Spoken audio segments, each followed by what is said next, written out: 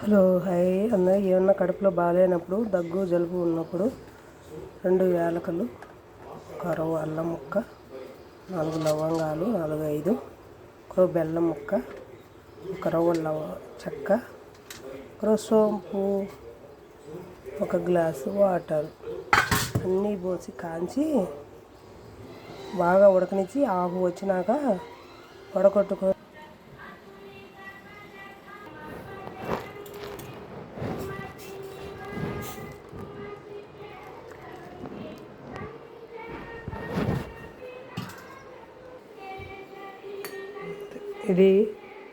ఈ కలర్ వస్తుంది కషాయం లాగా. పొద్దున్నే పడిగడుపుని తాగితే చాలా బాగుంటుందండి. అందరూ ట్రై చేసి తాగండి. ఇది టీ లాగా కషాయం లాగాను బాగుంటుందండి. పడిగడుపుని తాగితే కొంచెం గ్యాస్ కూడా తగ్గుతుంది, కడుపు ఉబ్బరం తగ్గుతుంది. ట్రై చేసి చూడండి ఒక 4 రోజులు. హాయ్ ఫ్రెండ్స్, అందరికీ నమస్తే ఫ్రెండ్స్.